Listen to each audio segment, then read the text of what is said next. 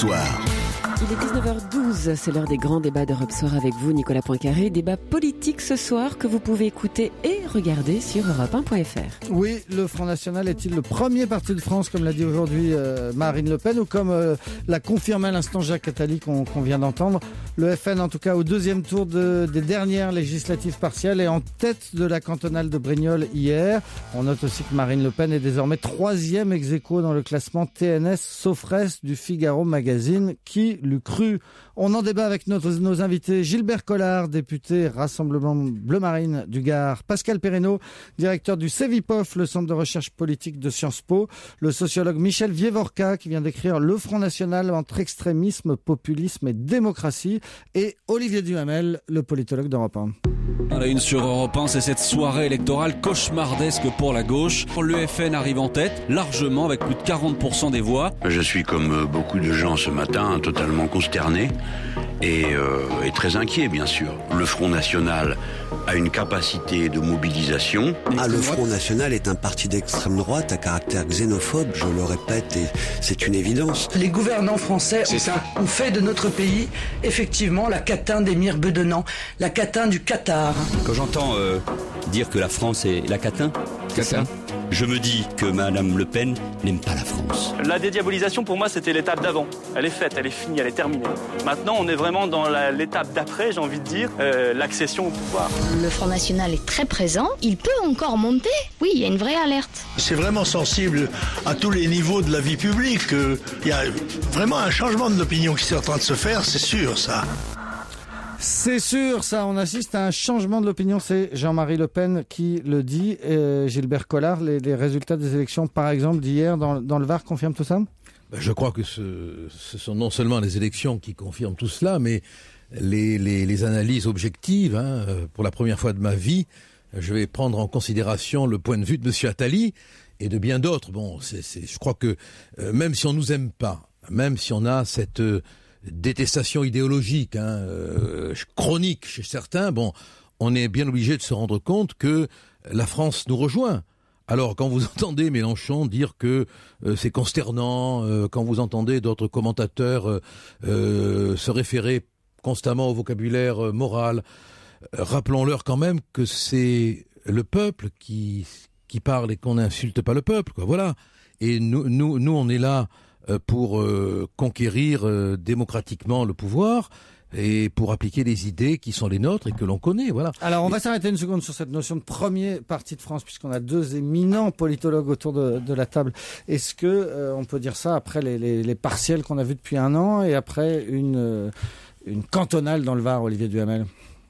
C'est à peu près ce qu'on peut dire de plus ridicule.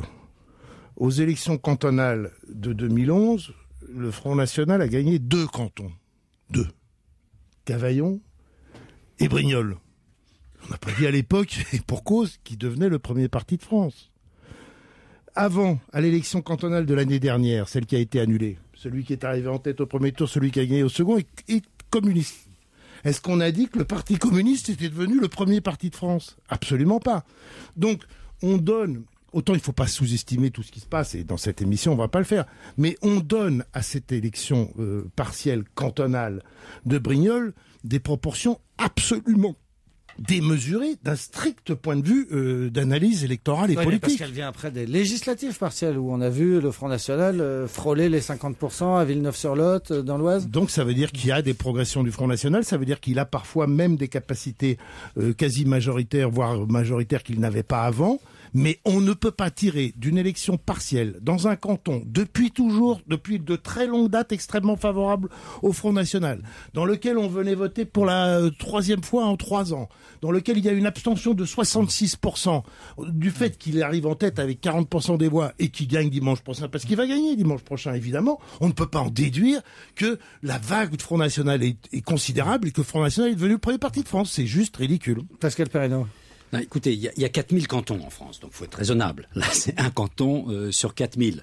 Se sont déplacés dimanche dernier 6900 électeurs. Donc il faut savoir raison garder, parce que même à Brignoles, il y a 20 000 inscrits. Donc il y a déjà 2/3 des électeurs qui ne se sont pas déplacés.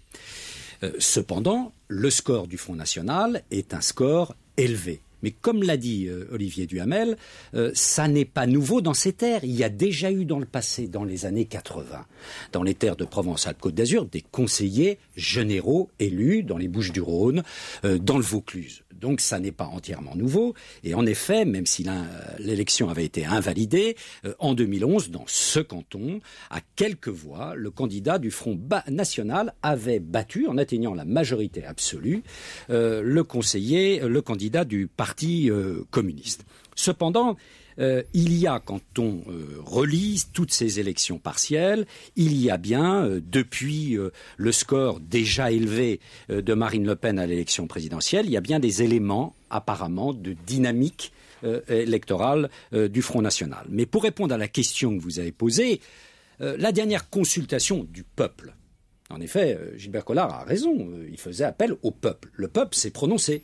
Il s'est prononcé à l'élection présidentielle de 2012 et aux élections législatives de juin qui ont suivi. Et là, le Front national, la candidate du Front national, était la troisième force politique en France. Alors on verra ce qu'il en est dans quelques mois, aux élections municipales de mars et aux élections de juin, des sondages de mai 2014. Ah, si on avait un mois de plus, ça serait bien. Voilà. C'est en mai. Donc on verra si le Front national est capable de passer du statut de la troisième force à la deuxième ou la première. Mais nous n'en sommes pas encore là. Et toutes les élections partielles depuis 2 ans ne permettent pas de mesurer l'avancée? Non, pas du tout. Pas du tout, parce qu'il faut reprendre d'ailleurs toutes les législatives partielles. Là, on sort 2 législatives partielles, l'Oise et le Lot-et-Garonne, où en effet le Front national a montré qu'il avait dans des terrains très différents, un terrain périurbain, un terrain plus rural, des capacités à devenir presque majoritaire au second tour, sans le devenir tout de même, mais à devenir presque majoritaire au second tour. Mais il y a eu d'autres législatives partielles, et quand vous faites le total des autres législatives partielles, le Front national n'est pas dans le statut de première force politique française. Michel Weverkamp. Je pense qu'on peut discuter, comme c'est fait maintenant, mais je crois que tout le monde a en tête les prochaines municipales et les européennes qui s'en suivront. Que tout le monde a en tête l'image d'une dynamique ascendante pour le Front national et d'une difficulté, c'est le moins qu'on puisse dire, pour les partis classiques, gauche et droite, d'embrayer sur une dynamique ascendante elle aussi. Et donc, je ne pense pas qu'on puisse dire que c'est le premier parti de France, mais je crois que la vraie question, c'est celle-ci. Qu'est-ce qui fait que cette dynamique frappe à ce point l'opinion? Qu'est-ce qui fait que les commentaires de gauche comme de droite que j'ai entendus soient à ce point consternants? J'entends des gens consternés, mais je trouve leurs commentaires consternants. Et qu'est-ce qui fait, et c'est ça pour moi la grande question, qu'est-ce qui fait que le Front national donne l'image de pouvoir continuer? Parce que dans cette dynamique, et là je pense qu'il faut analyser évidemment la situation politique de ce pays et les raisons qui font que tout le monde partage cette image, qu'on peut nuancer un tout petit peu sur 2 points. Premièrement, la dynamique de l'abstention est encore plus impressionnante. Donc, il n'est pas du tout impossible que lors des municipales ou des européennes, le taux d'abstention soit plus important que le taux auquel on s'attend aujourd'hui. Et deuxièmement, j'avais lu un sondage il y a quelques semaines, et je ne pense pas que les choses ont tellement bougé, qui indiquait que oui, le spectre politique des sympathisants Front national, ou des gens qui ont des sympathies pour les idées du Front national, peut aller jusqu'à 30 ou 33%, mais qu'après, il y a une sorte de barrière, si je peux dire. Et donc, les marges de progression existent peut-être, mais il y a des gens pour qui ça s'arrête. Un plafond de verre, vous auriez un plafond de verre, mais rassurez-vous, toutes vos analyses sont fondées.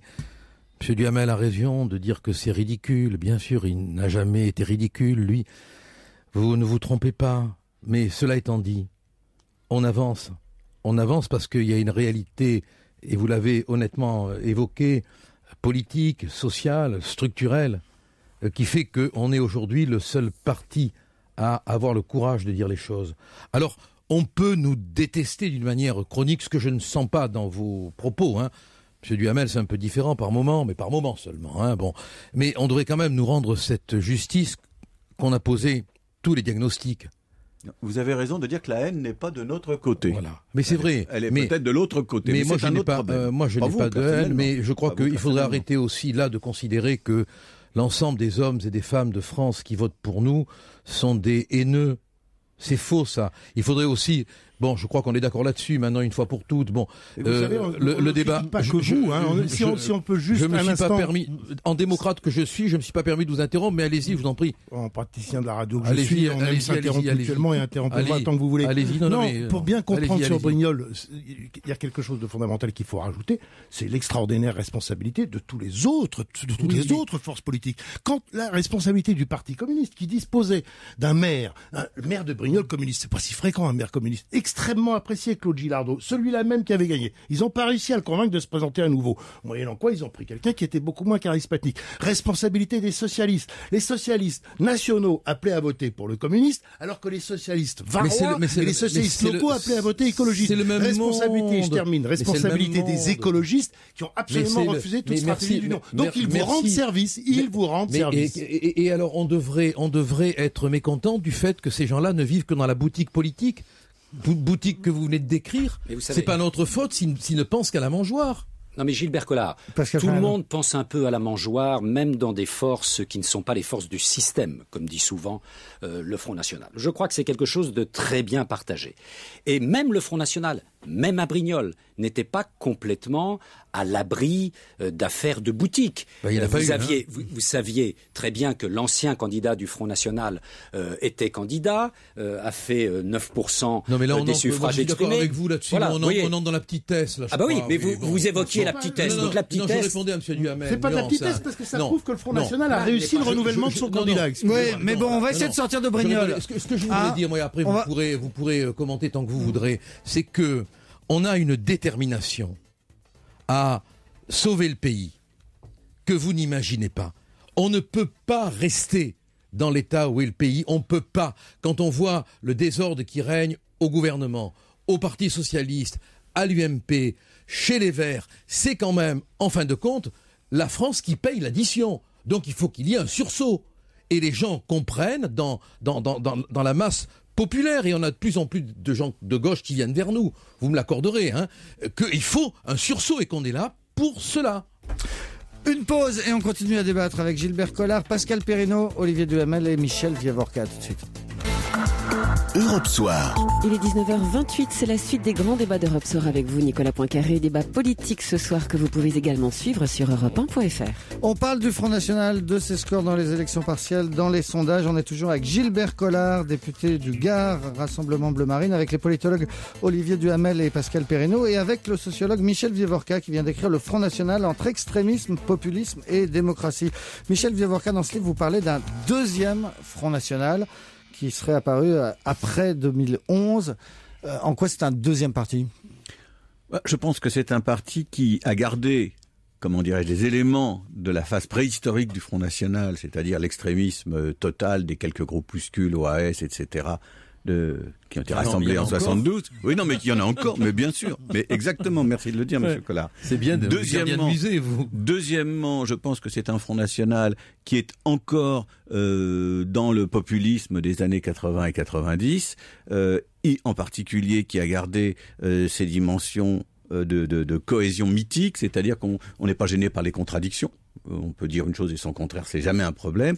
Et que troisièmement, c'est un Front National, par contre, qui fonctionne sous tension aujourd'hui, et c'est ça le deuxième Front National, parce qu'il y a ces éléments populistes et extrémistes qui existent, mais en même temps, tous ces efforts qui sont signalés constamment pour se dédiaboliser, devenir respectable, et que ce qui fait le Front National, c'est cette contradiction, cette tension entre ces différents éléments. Le Front National, c'est tout ça. Et le paradoxe de la situation, c'est que là où les partis classiques volent en éclats, d'une certaine façon, dans leurs contradictions, on le voit avec la droite de façon spectaculaire, Fillon et ses fameuses déclarations, le Front National, lui, n'est pas embarrassé par ces contradictions. Il est anti-système, mais il se prépare à maîtriser le système. Il veut être, ou il rêve d'être, le premier parti de France.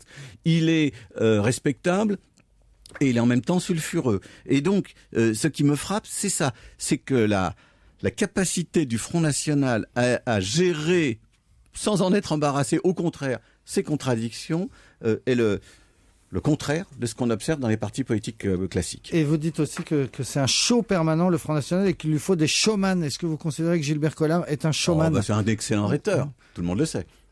Gilbert Collard. Écoutons-le. Oui. Non, mais moi j'adore la sociologie. J'ai vu vous citer Monsieur Maffesoli. On est très amis, je l'ai beaucoup lu, mais ce qui m'étonne d'un scientifique, quoique la sociologie c'est pas une science, mais ce qui m'étonne d'un universitaire comme vous, c'est que vous ne preniez pas en compte, dans votre analyse préhistorique, c'est que l'électorat il est de 2012 et 2013. Et il n'est pas de 1914 ni de 1930.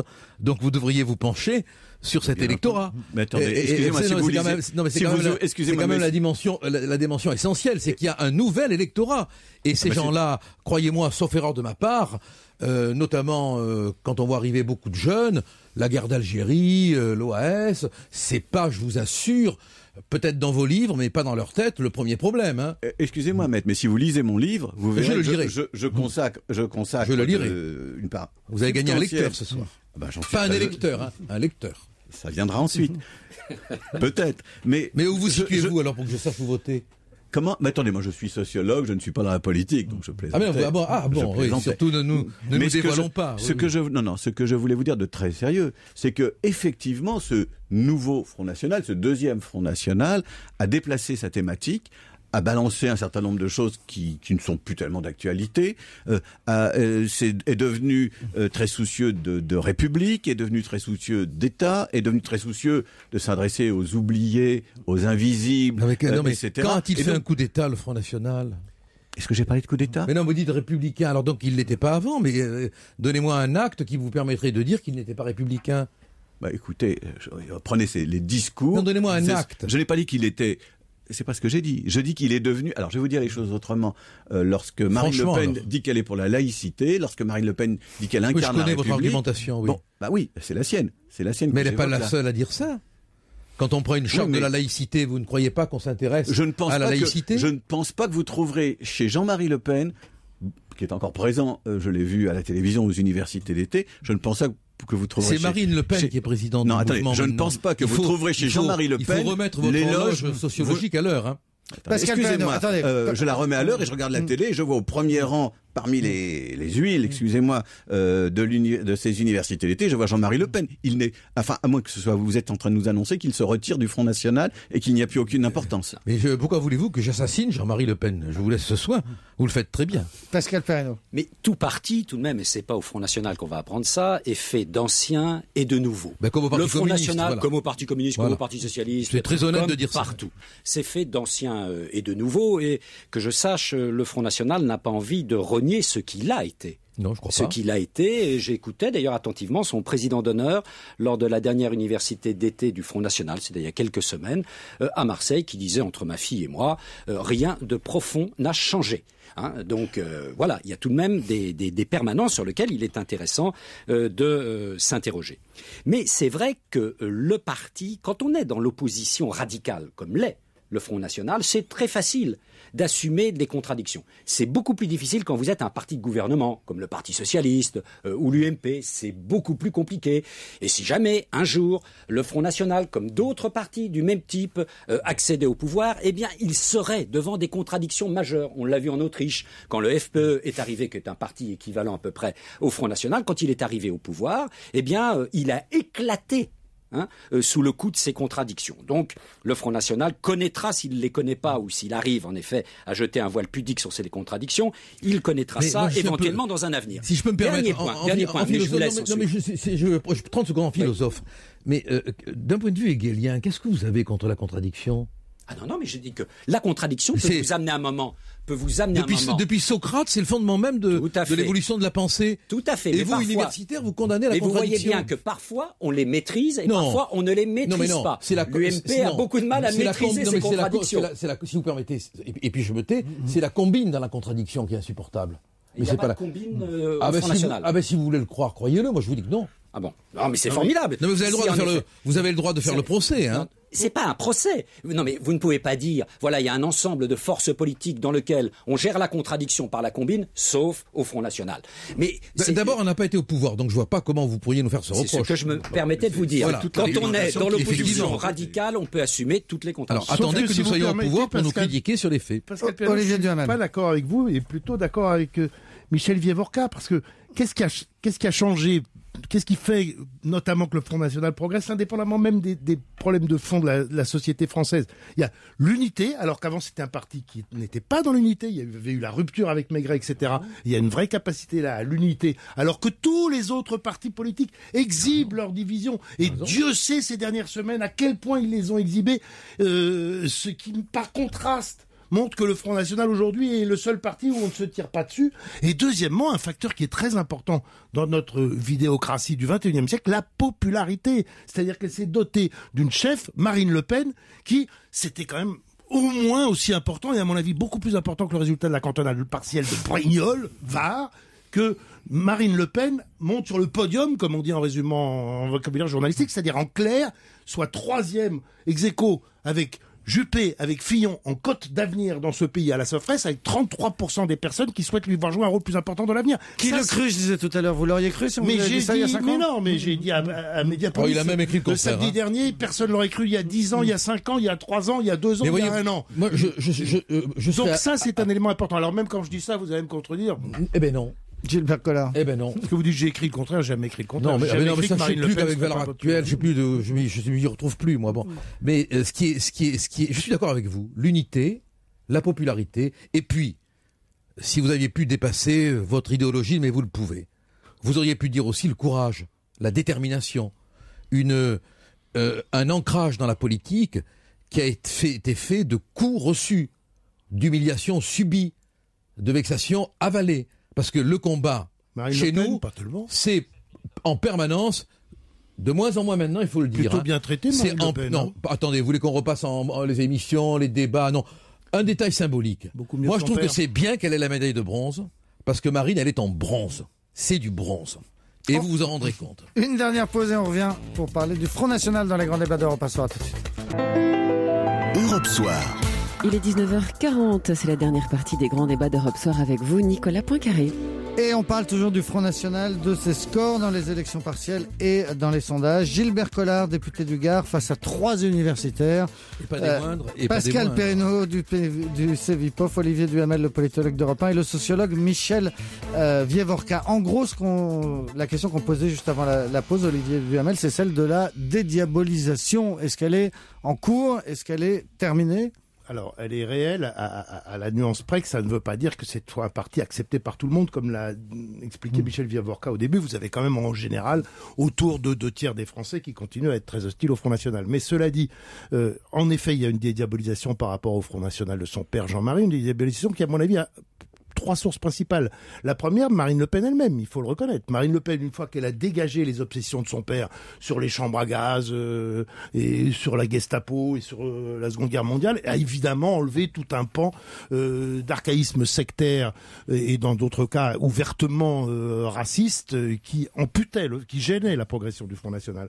La deuxième raison, je le persiste et je signe, ce sont les médias qui, du coup, font 2 choses avec elle. D'une part, du fait de ce mouvement que je viens d'évoquer, il la traite beaucoup plus gentiment qu'il ne le faisait avec son père, mais d'autre part, et c'est peut-être plus important, ils ont tendance à amplifier à chaque fois qu'il se passe quelque chose de positif pour le Front National, le réel, ils lui donnent des proportions considérables. On a exemple Brignol. Et puis la troisième raison, et la dernière, c'est que vous avez des gens qui sont des bretteurs, qui sont médiatiques, qui viennent de la société civile, et qui rallient, genre Ménard, ex-président de Reporters sans frontières, ou genre Gilbert Collard, et que évidemment ces gens-là servent considérablement. On n'a pas le droit. Mais vous avez le droit. Et moi, je n'ai pas le droit de dire que ça sert le Front National. Vous avez tous les droits. Donc, je n'ai pas le droit de dire que vous servez à quelque chose. Mais si, bien sûr. Mais moi, vos hommages, je les reçois. Mais j'analyse. J'essaye d'expliquer les facteurs de la dédiabolisation. Je me rends bien compte que vous êtes quelqu'un d'intelligent qui analysez. Bon, mais je voudrais simplement faire observer un tout petit point de votre propos qui est, à mon avis, pour un sociologue des médias, énorme. Vous dites, on la traite maintenant plus gentiment. Mais attendez, on a fait une émission ensemble cet été, vous en étiez convenus dans ce studio. On a passé des extraits de l'époque Jean-Marie Le Pen comparé à l'époque Marine Le Pen. Alors si vous n'en disconvenez pas, tout va bien. Ayez la patience d'écouter. Donc ça vous surprend beaucoup, mais moi je ne dirais pas aimons-nous les uns les autres, je dirais écoutons-nous les uns les autres. Écoutez-moi 30 secondes, vous verrez, ça vous fera pas mal au cerveau. Bon, vous avez simplement dit, et je suis d'accord avec vous, qu'on la traite plus gentiment. Ce qui veut dire que pendant toute une période, il y a eu une volonté médiatique de la maltraiter. Et ça, on est obligé de l'acter. Donc il y a eu un parti pris médiatique contre elle. Non, pas elle, et ça, son ce n'est père. pas normal. Contre elle. Et contre son père aussi. Bon. Que le père, à certains moments, ait mérité cette fustigation, je dirais pas que ça n'était pas recevable, mais Marine, quand on voit certaines émissions avec Madame Lapi ou la Pix, je sais jamais si on prononce le X, Lapi ou la Pix, je ne sais pas, quand on voit la manière dont elle se comporte, même moi, dans certaines émissions, là c'est pas le cas, j'en suis très heureux, mais parfois j'ai affaire vraiment à des gens qui sont d'une hostilité mais totale. Bon, c'est vrai que c'est de moins en moins le cas, et tant mieux, on ne peut que s'en féliciter. On peut pas faire toute l'émission sur les médias, mais la PIX, excusez-moi, elle avait juste fait son travail en allant bien sûr, regarder dans le détail le programme économique, et tout le monde s'en aidé souvient. par beaucoup de monde, y compris par des gens du Parti Socialiste. Michel Vieux-Varca. Oui, non, moi je voudrais dire que je pense que la dédiabolisation est une réalité, mais partielle. Mais ça suffit à poser un problème à toute la classe politique. Et c'est ça qui, moi, me semble tout à fait important. Parce que la classe politique, soit elle dit il y a des diabolisations, c'est ce côté-là des choses que je regarde, et dans ce cas-là, le Front National est un parti comme les autres, mais dans ce cas-là, on laisse de côté une dimension, je pense, soit il dit la dimension qui reste sulfureuse de ce parti. Parce que vous avez le nez hypersensible. Écoutez, c'est des remarques qui peuvent être mal interprétées. Ah donc, non, je préfère ne pas les interpréter. Pitié. Ne faites pas ce coup-là. Hein. Pitié. Bah, attendez, c'est pas moi qui parle. Pitié. C'est pas moi qui parle comme ça. Pitié. Mais, pas à moi. Pas ça, pas à moi. Vraiment. Bah écoutez, c'est vous. C'est pas moi qui ai parlé ainsi. Non mais je vous le dis à vous aussi, monsieur. Je vous le dis à vous aussi. Je me le dis à moi-même. Voilà. Bon, parce que nous avons tous le nez sensible. On a tous le nez hypersensible. Voilà. Alors, ce que je voudrais dire, c'est que soit on dit c'est un parti qui est devenu ou qui devient respectable. Et dans ce cas-là, on passe à côté, je le maintiens, de certains aspects. Soit on fait le contraire et on dit c'est un parti qui reste sulfureux, diabolique, etc. Et dans ce cas-là, on passe à côté d'un débat politique. Et donc, soit on fait un débat politique dans lequel les dimensions, je vais le dire comme ça maintenant, soit on conduit un débat politique dans lequel les dimensions morales semblent s'évaporer, soit on fait un débat moral, mais dans lequel les dimensions politiques sont inexistantes. Et c'est pour ça que je crois que les partis politiques classiques sont pris dans une tension presque insoluble. Est-ce que je peux me permettre de vous poser une question avec une extraordinaire prudence sémantique? Dès l'instant où on parle de dédiabolisation, est-ce que ça ne veut pas dire, sur le plan purement sémantique, qu'on a diabolisé? Soyez honnête quand même, reconnaissez-le. Ou qu'on était diabolique.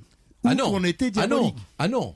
Si on dit que Marine Le Pen a dédiabolisé le Front National, ça veut dire que Marine Le Pen a enlevé, et c'est que Marine Le Pen a enlevé les éléments diaboliques de Jean-Marie son Le Pen, père. c'est Lucifer. Les éléments diaboliques qu'avait son père sur les chambres à gaz, etc. Attendez, vous êtes en pleine théologie là. Attendez. Pascal Perrineau. Tout de même, pas semblant de pas comprendre quand même. Tout de même, dans le combat politique, on adore parfois jouer le rôle de l'affreux Jojo, et vous le disiez vous-même tout à l'heure, Jean-Marie Le Pen, sans prononcer le mot de diable, adorait de temps à autre jouer l'affreux Jojo. Oui. Et donc on comprend, et vous l'avez dit vous-même tout à l'heure, que cela est suscité. Ça m'arrive aussi parfois, du Voilà. Que cela ait suscité en face, en effet, un processus qui était un processus de rejet, appelons ça diabolisation. Il y a maintenant, en effet, une dédiabolisation. C'est pas simplement lié d'ailleurs à la personne de Marine Le Pen. On voit qu'idéologiquement, le Front National évolue. Il cherche à s'approprier, en effet, toute une série de thèmes républicains, de la vieille culture républicaine jusqu'à la culture républicaine de gauche. Dans les références de Marine Le Pen, maintenant, on a les instituteurs, les hussards noirs de la République, les résistants de 1940. Ça n'était pas le cas avec son père. On peut reprendre les discours. Mais Marine Le Pen, elle a sauté sur les genoux de son père, elle n'a pas sauté sur Dien Bien Phu. Tout à fait. Bon, alors, il y a bien une dédiabolisation. Mais pour dédiaboliser le Front National, complètement, il faudrait qu'il ait des partenaires, parce qu'il n'est pas question en France pour aucun parti, d'ailleurs, qu'un parti arrive seul au pouvoir. Même le Parti Socialiste, il a besoin des Verts. Et il a besoin... vous croyez vraiment qu'il a... il en a besoin. Bah oui, il en a besoin. Avec tous les ennuis que les Verts... Le parti de Marine Le Pen n'arrivera pas seul au pouvoir. Donc il a besoin d'alliés. Et là, on voit que la dédiabolisation, elle est en cours. Elle n'est pas du tout parvenue à son terme, parce que l'électorat de l'UMP, là-dessus, est entièrement divisé, à peu près en deux parts égales. Donc, pour l'instant, on voit bien qu'il y a toujours une force de blocage. Vous avez une enquête, en effet, intéressante qui va sortir de l'Institut LH2 pour le Nouvel Observateur, où on demande aux Français, mais est-ce que vous seriez prêts à voter pour une liste présentée par le Front National aux élections municipales, là, dans quelques mois? 24% des Français, et c'est important, disent oui, tout à fait, ou oui, probablement. En face, vous avez 69% de Français qui restent, en effet, sur une réticence. Réticence complète, 57%, ou réticence partielle, 12%. Si je peux me Donc on voit bien que la diabolisation, vous voyez encore je vais apporter un élément. Réponse rapide de Gilbert Collard. Dans le sens de votre analyse sur les limites de la dédiabolisation. C'est qu'il y a encore des gens, vous avez raison, qui ont peur de dire qu'ils votent pour le Front National. Parce qu'ils ont peur de subir des mesures de rétorsion. Qu'on les traite de racistes, qu'au moindre mot qu'ils lâchent, on se jette sur eux comme s'ils avaient voulu insulter, que leur carrière soit rendue difficile. Il y a encore des gens qui ont peur.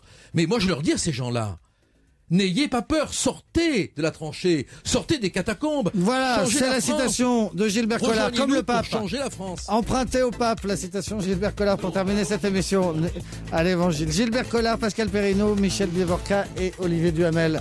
Merci beaucoup à tous les quatre. Dans un instant, Nicolas Canteloup. Europe Soir. C'est jusqu'à 20h et c'est avec vous, Nicolas Poincaré. Et avec la revue de presse de Nicolas Canteloup qui ce matin prenait la voix de Marc-Olivier Fogiel pour revenir sur le match au MPSG.